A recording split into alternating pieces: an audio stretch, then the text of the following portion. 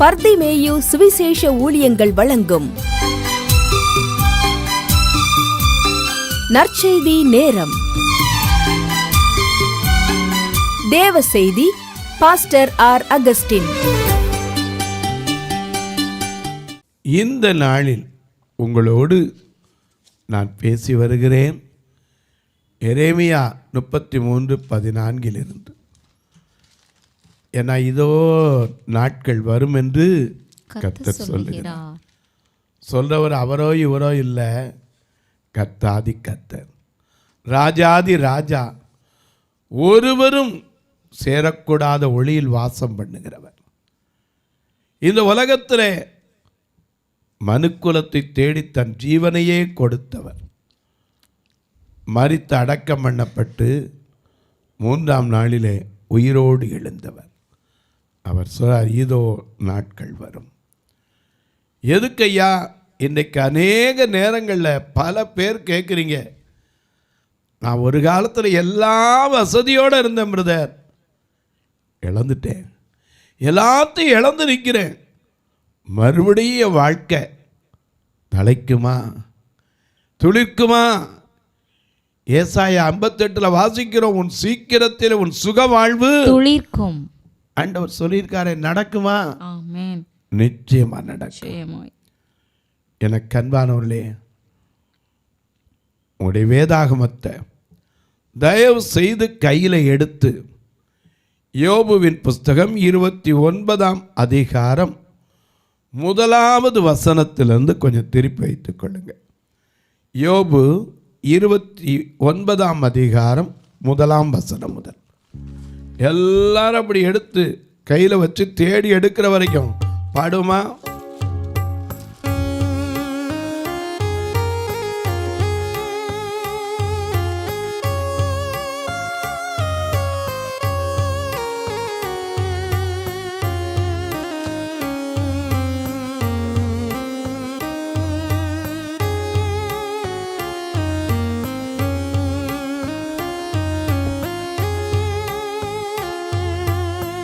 காக்கும் கரங்கள் உண்டெனக்கு காத்திடுமா கிருபையாலே.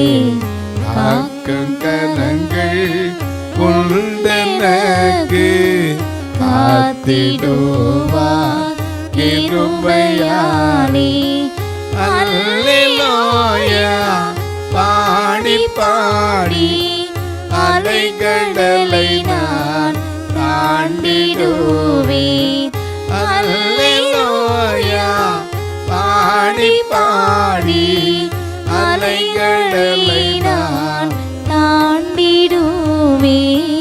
நம்புவேன் இயேசுவை, நம்புவேன் இயேசுவை,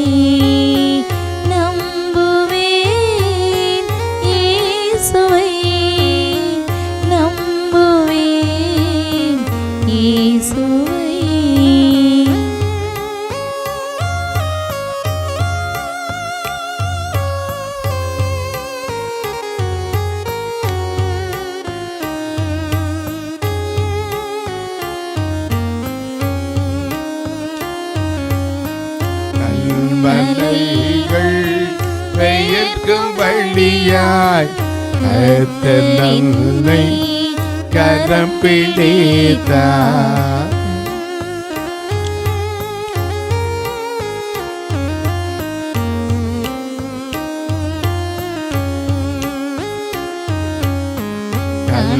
கல்வலைகள் பெயர்க்கும் வழியாய் நம்மை கரம் பிடித்தார்.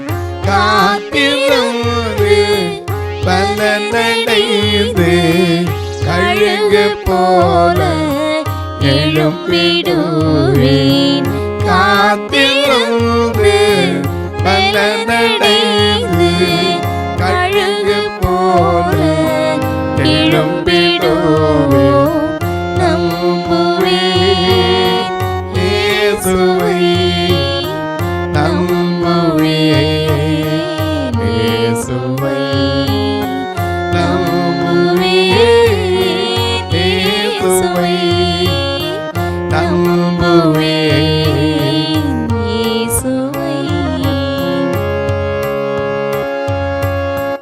எல்லாம் எடுத்திருப்பீங்க. எனக்கு அன்பானவர்களே, ஒரு நாள் யோபு தன் பிரசங்கத்தில் சொல்கிறது தான் இங்கே எழுதியிருக்கார். 29ஆம் அதிகாரம் முதல் வசனத்தில், பின்னும் யோபு தன் பிரசங்க வாக்கியத்தை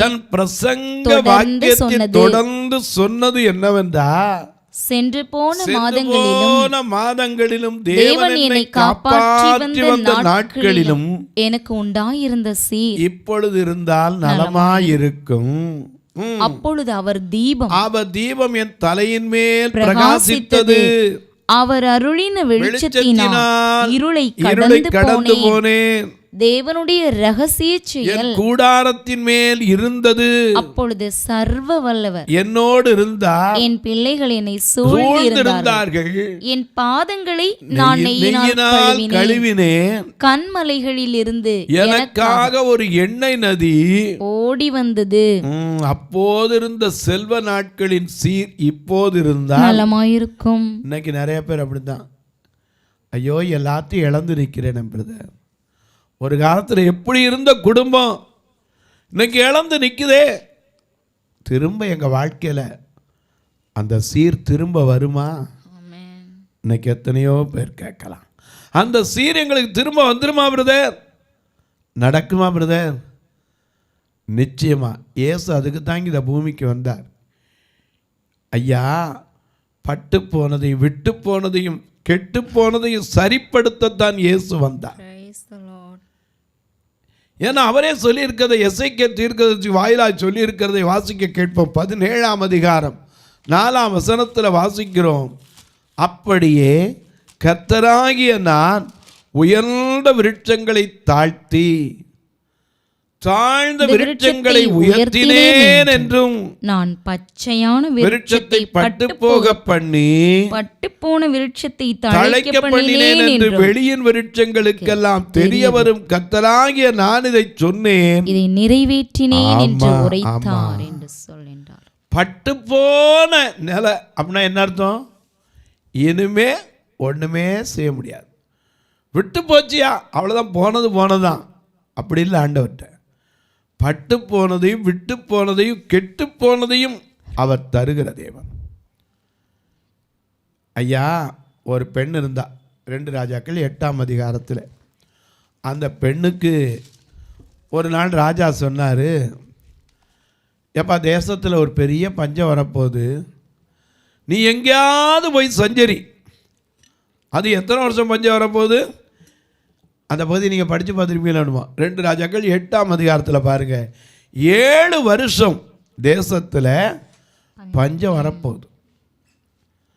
இதில் எங்கேயாவது போய் என்ன செய் இருந்துக்கோன்னார். அவன் தனக்கு வீடு வயல் எல்லாம் இருந்துச்சு.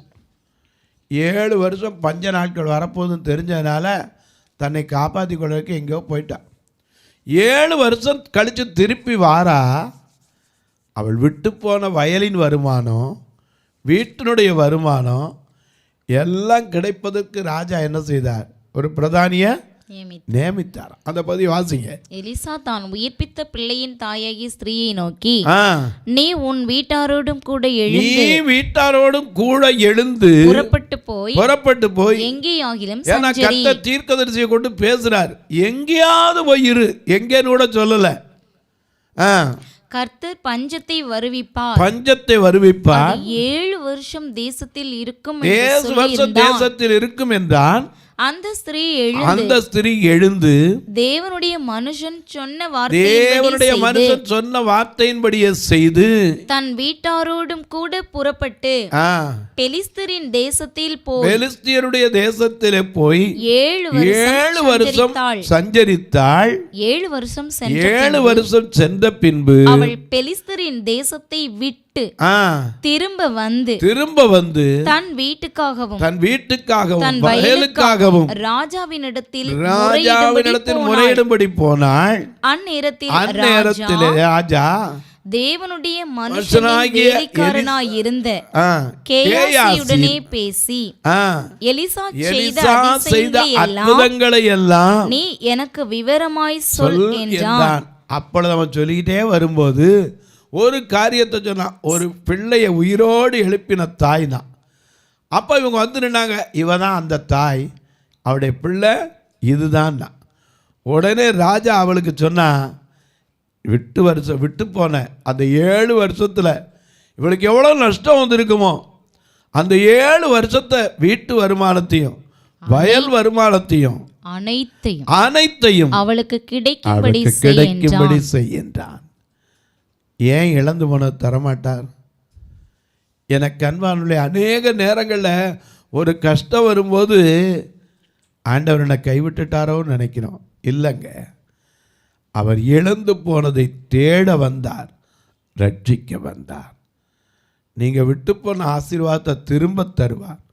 யோபு சொன்னார், அந்த செல்வ நாட்களின் சீர் இப்பொழுது இருந்தால் நலமாக இருக்குன்னு அவசரப்பட்டு புலம்பிட்டார்.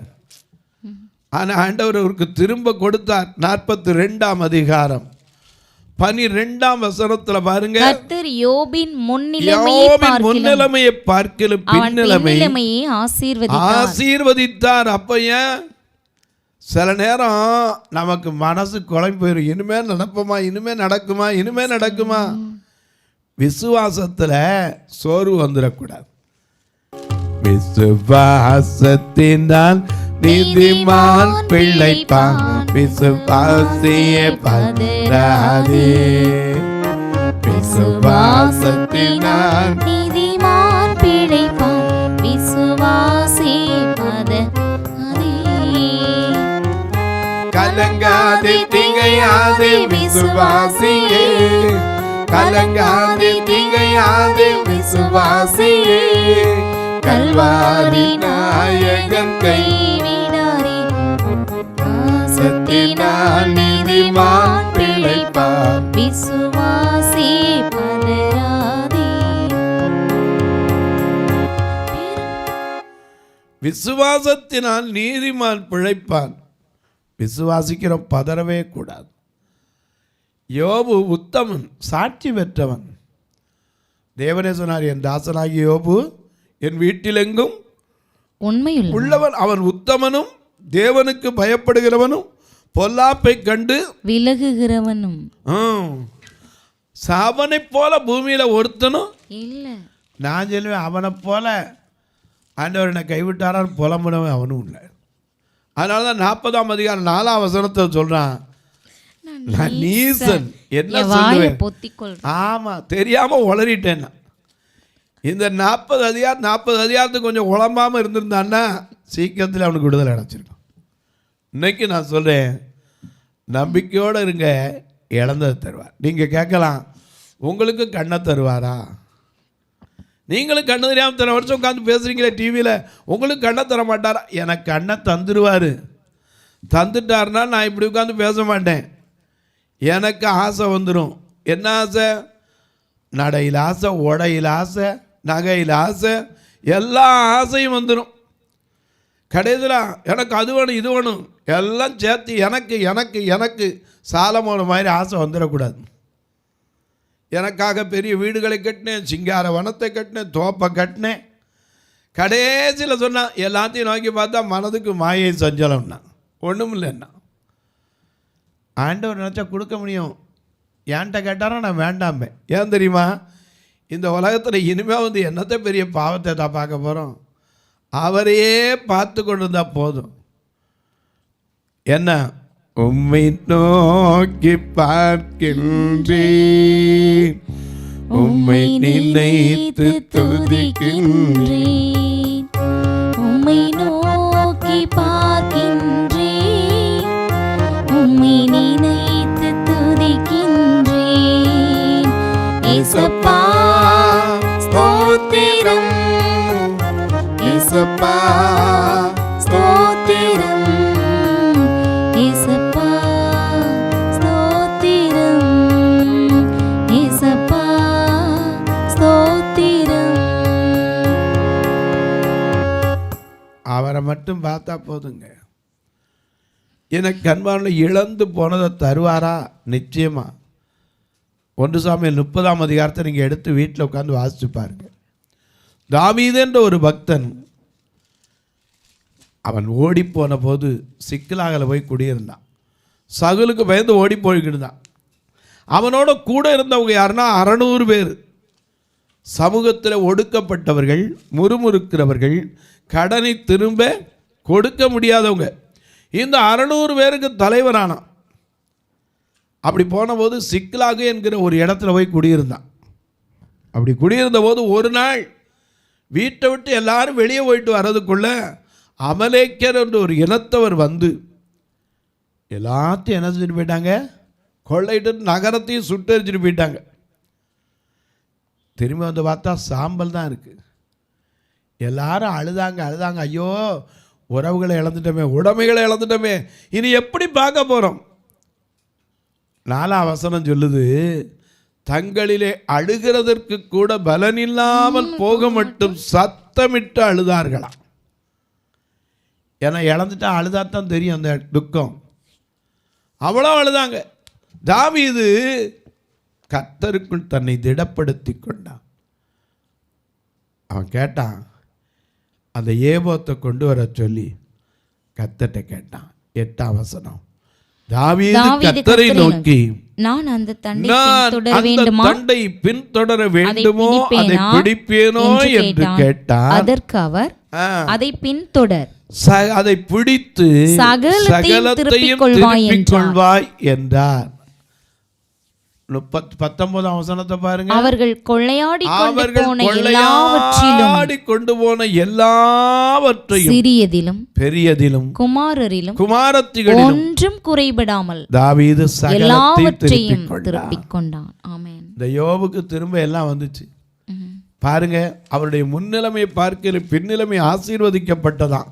அந்த 12ஆம் வசனத்தில் தொடர்ந்து வாசிக்கும் 42:12 இருந்து, யோபின் முன் நிலைமையை பார்க்கிலும் அவன் பின் நிலைமையை ஆசீர்வதித்தார்.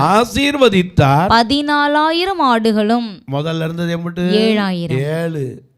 சகரியா 9:12 படி, ரெட்டிப்பான நன்மை தருவேன், நம்பிக்கையுடைய சிறைகளே அரணுக்கு திரும்புங்கள், ரெட்டிப்பான நன்மை தருவேன், இன்றைக்கு தருவேன். என்னைக்கோ இல்ல, அன்னைக்கே தருவேன். நிச்சயமா காத்திருங்க. ஒரு நாள் வந்தது. யோபு பார்த்த நண்பர்கள்லாம் ஆச்சரியப்பட்டிருப்பாங்க. யோபு தானா, என்னப்பா புண்ணு கிண்டுமா உட்காந்துருந்தா, எவ்வளோ ஓட்டல் சுரண்டிக்கிட்டு இருந்தா, என்ன வியாதியப்பா, யாருப்பா? யோபு தான். யோ எப்படி சுகமானீரு, எதனால சுகமானீரு? அவர் உடனே சொல்லியிருப்பாரு, நான் சுகமானி, நான் சுகமானி, புண்ணியரின் காயங்களா. Hallelujah, hallelujah, hallelujah, ஆனந்தமே, hallelujah, hallelujah, hallelujah, ஆரோக்கியமே, hallelujah, ஆரோக்கியமே. அவர்கிட்ட கேட்டால் அப்படி தான் பாடியிருப்பான், நான் சுகமானேன், நான் சுகமானேன், புண்ணியரின் காயங்களா. மறுபடியும் அவனுக்கு 7,000 இருந்துச்சு, இப்போ 14.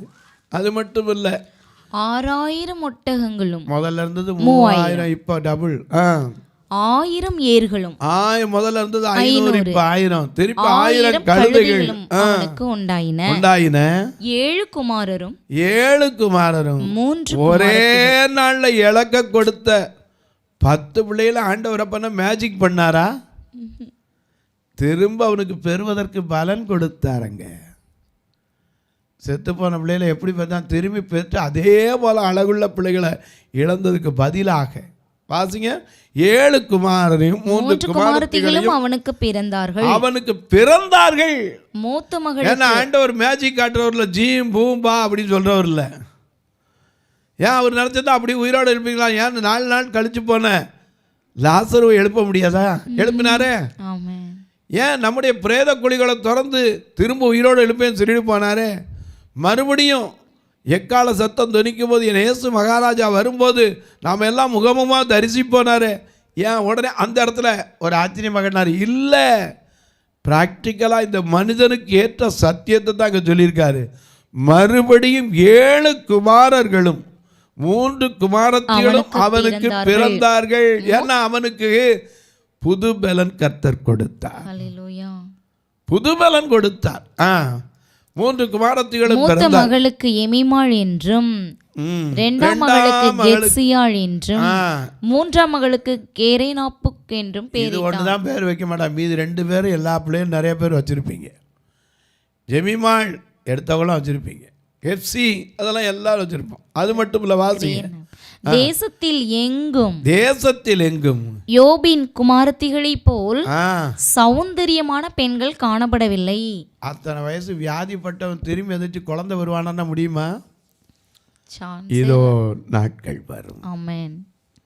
ஆண்டவர் நினைச்சா கெட்டு போனதை, விட்டு போனதை, பட்டு போனதை சரிப்படுத்த முடியும். ஆமென்.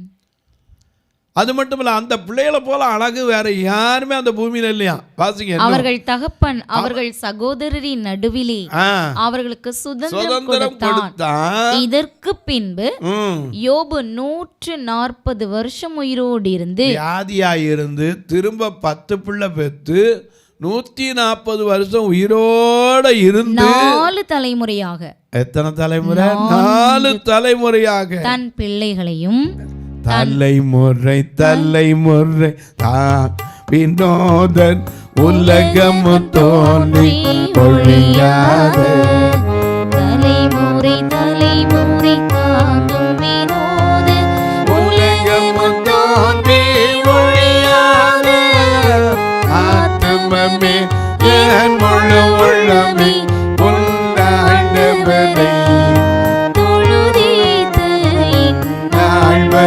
அன்புமை தாதரித்த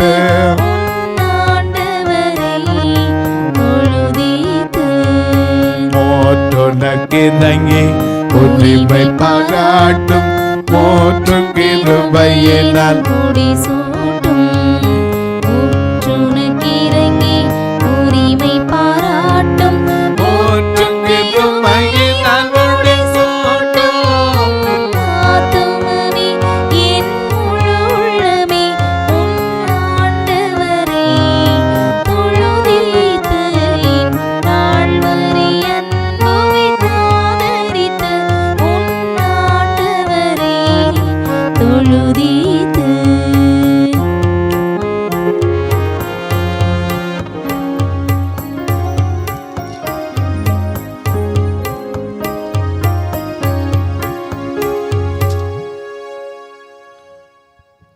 எனக்கு அன்பானவர்களே, கொஞ்சம் யோசிச்சு பாருங்க. அவன் சொன்ன வார்த்தை என்ன? தேவன் என்னை காப்பாற்றி வந்த நாட்கள், சென்று போன மாதங்கள், என் பிள்ளைகள்லாம் சூழ்ந்திருந்தாங்க. அவருடைய தீபம் என் தலைமையில பிரகாசித்தது. அவர் அருளின வெளிச்சத்தினால இருளை கடந்து போனேன். எனக்காக ஒரு எண்ணெய் நதியா ஓடி வந்துச்சு. என் காலை நெய்யிலால கழுவுனேன். அப்போது இருந்த செல்வ நாட்கள் இப்போது இருந்தால் நலமாயிருக்கும். இன்றைக்கு எத்தனையோ பேர் இந்த தொலைக்காட்சி முன்னாடி, கொரோனாக்கு முன்னாடி நான் நல்லா தாங்க இருந்தேன், இப்போ எல்லா ஆசீர்வாதத்தையும் இழந்திருக்கிறேன், கடன் பாரத்தில் இருக்கிறேன், ஏண்டா வாழணும்னு மனம் வெறுத்து இருக்கிறேன். கவலைப்படாதீங்க, உங்க வாழ்க்கையை சீர்படுத்த கர்த்தர் வல்லவராக இருக்கிறார்.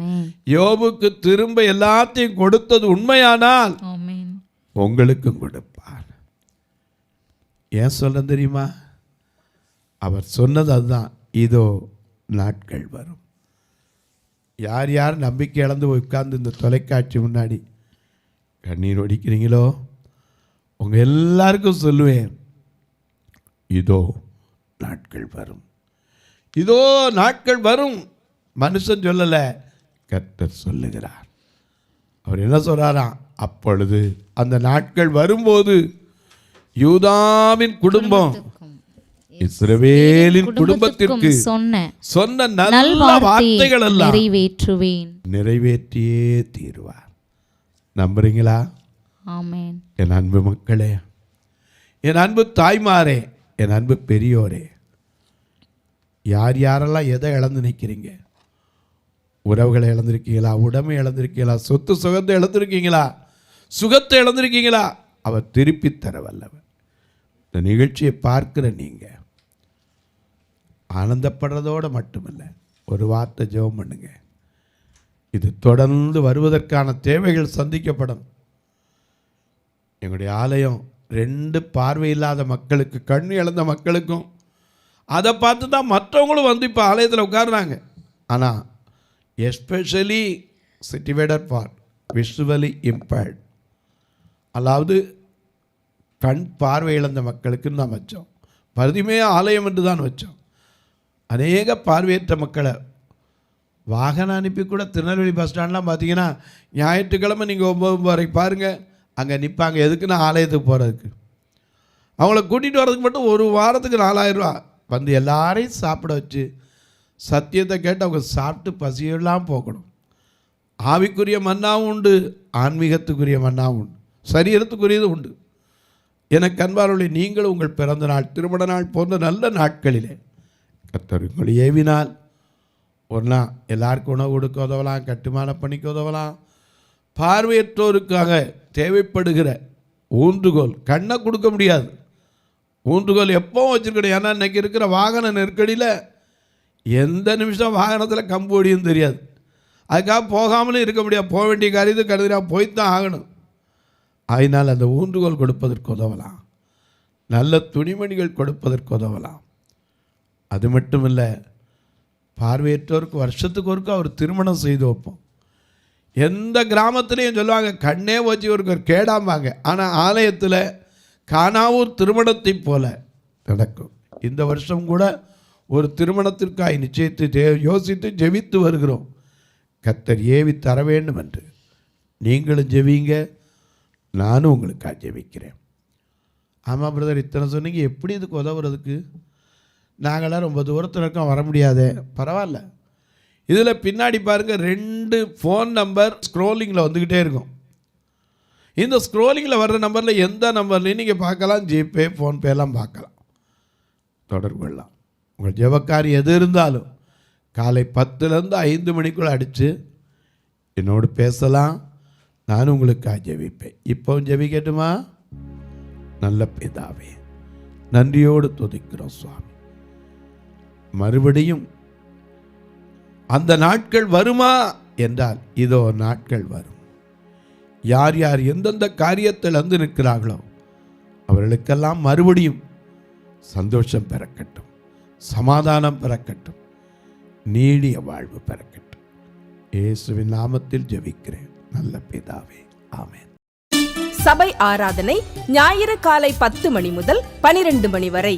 இடம் பர்திமேயு சுவிசேஷ ஆலயம், அன்னை சத்யா நகர், இளமனூர் அஞ்சல், சக்கிமங்கலம் வழி, மதுரை மாவட்டம்.